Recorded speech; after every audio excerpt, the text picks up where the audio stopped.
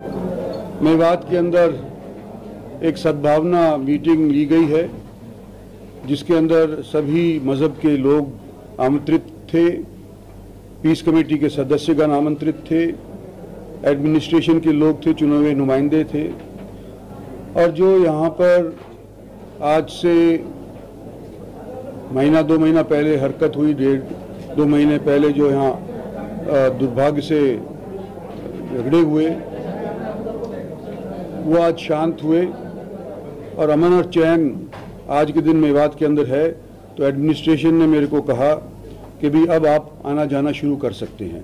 इससे पहले ना मैं जा पाया था किसी गांव के अंदर, ना किसी शहर के अंदर, सिर्फ एडमिनिस्ट्रेशन ने अलाउ किया था डिस्ट्रिक्ट हेडक्वार्टर्स तक आना जाना। और ये मेरे लिए नहीं था, जितनी भी पार्टी के लोग आना चाहते थे वो सब के सब उनको सीमित कर दिया गया था। और मैं समझता हूँ उचित बात थी, क्योंकि कई बार राजनेता आते हैं तो उससे सौदा घटने की वजह बढ़ जाता है। तो आज मुझे बड़ा अच्छा लगा, सब लोगों ने अपनी अपनी बात कही, इंसाफ दिलवाने की हमने बात कही कि जो दोषी है उसको पकड़ा जाएगा और सज़ा दिलवाने का पूरा प्रयास कोर्ट के माध्यम से करा जाएगा। और जिन लोगों का जान और माल का नुकसान हुआ है उनको मुआवजा देने के लिए एडमिनिस्ट्रेशन से मैंने जब बात करी तो यहाँ की तरफ से तो इन्होंने अपनी कार्रवाई पूरी कर दी है।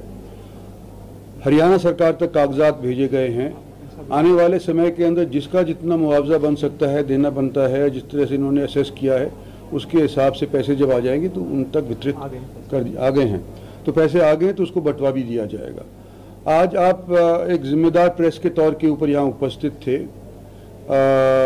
आपको उस टाइम के ऊपर अंदर नहीं बुलाया गया हमने, लेकिन वहाँ पर अगर एक चीज़ से दूसरी चीज़ बढ़ती है तो ऐसा ही हो जाता है वातावरण। ऐसे माहौल के अंदर मैंने उचित नहीं समझा कि आप लोगों को बुलाया जाए।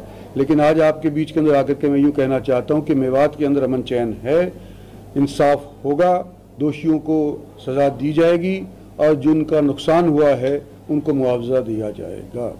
एक चीज़ और मैं बताना चाहता हूँ कि जब पिछले दिनों के अंदर कुछ तावड़ू के अंदर दंगे हुए थे 2014-15 के अंदर, 14-15 के अंदर, तो उस टाइम के ऊपर एक सेंट्रल पैरामिलिट्री फोर्सेस का एक छावनी स्थापित करनी थी। तो इंड्री के अंदर इंड्री गांव वालों का बड़प्पन है कि उन लोगों ने अपनी ज़मीन तजवीज़ कर दी थी और एडमिनिस्ट्रेशन ने उसको अप्रूव भी कर दिया था, हरियाणा सरकार के मार्फत उसको मंजूर भी कर दिया गया था, ऊपर तक उसका चिट्ठा भेज दिया गया था। उन जवानों के लिए, ऑफिसरों के लिए 3-4 मांगे थीं। एक तो जो नेशनल हाईवे है उससे उनको रास्ता मिलना चाहिए, दूसरा वहाँ पे पानी का बंदोबस्त होना चाहिए, स्कूल का बंदोबस्त होना चाहिए, वहाँ पर मतलब सूरज का बंदोबस्त हो। तो सारी चीज़ें पिछले दिनों के अंदर मैं समझता हूँ कर दी गई हैं और कुछ बकाई शिकाई रह गई हैं तो वो भी कर दी जाएंगी, ताकि अगर फर्जन भगवान ना करे इस तरह की बात कभी हो, लेकिन अगर कभी ऐसी बात अगर होने की संभावना भी बनती नज़र आती हैं तो हमारे पास पैरामिलिट्री फोर्स स्थानीय तौर के ऊपर यहाँ मेवात या नूह ज़िले के अंदर ही स्थापित होगी। तो ये मोटे मोटे तौर के ऊपर आप लोगों को बताना था। तो सर जो मीटिंग क्या मुझे से बताओ, विकास कार्यों को लेकर एक बैठक आप महत्वपूर्ण करने जा रहे हैं अधिकारियों के साथ, क्या कहेंगे? मैं अभी तक तो कोई बैठक नहीं कर सका था क्योंकि वातावरण नहीं था, लेकिन आने वाले समय के अंदर अधिकारियों से भी बैठक करेंगे और अभी इसके बाद तुरंत बाद जो मीटिंग है हमारी उसके अंदर भी चर्चा करेंगे कि मेवात के अनेक कार्यक्रम या जो फैसले हुए हैं उनके ऊपर कहाँ तक बढ़ोतरी हुई है। तो वो इसके बाद तुरंत बाद मैं इसको लेने जा रहा हूँ और आने वाले समय के अंदर आने जाने का माहौल बन जाएगा। राव साहब, चौधरी वीरेंद्र सिंह ने दो टूक कह दिया है कि जिसपा का अगर गठबंधन रहेगा तो वो भाजपा का हिस्सा नहीं रहेंगे। आपके साथी सांसद हैं, क्या कहेंगे? विजेंद्र सिंह मेरे साथी सांसद हैं, वीरेंद्र सिंह मेरे भूतपूर्व सांसद थे। तो आज के दिन वीरेंद्र सिंह की जो सोच है वो उन्होंने जाहिर कर दी है पब्लिक के अंदर। कहना क्या है, उन्होंने ये कहा कि जेजेपी के साथ अगर गठबंधन रहेगा तो मैं बीजेपी के अंदर नहीं रहूँगा। अब वो तो उनकी सोच है, उसके बारे में मैं टिप्पणी क्या कर सकता हूँ। तो क्या आप मान सकते हैं जेजेपी के साथ गठबंधन रहना चाहिए, फायदा होगा बीजेपी को, क्या कहेंगे आप? देखो, इस वक्त तो हमारा गठबंधन जेजेपी के साथ है और पिछले 3.5 साल 4 साल मतलब चल रहा है। तो अभी तक तो अगर हमारी जेजेपी के साथ गठबंधन जोड़ नहीं होता तो हमारी सरकार नहीं बनती। तो जो भी कुछ काम जैसे वैसे भी हुए हैं तो जेजेपी के सहयोग से ही हुए हैं ना, बाकी आगे रहेगा नहीं रहेगा वो तो ऊपर के नेतृत्व के हाथों के अंदर बात है। कांग्रेस विधायक मामन खान की आज जमानत अर्जी पर बहस हो चुकी है, 4 बजे फैसला आएगा। उनकी गिरफ्तारी को लेकर आप क्या सोचते हैं, क्या कैसे देखते हैं, क्या कहेंगे? देखो, जो सिर्फ मामन खान एमएलए हैं और दोषी नहीं हो सकते, ये तो नहीं होता ना।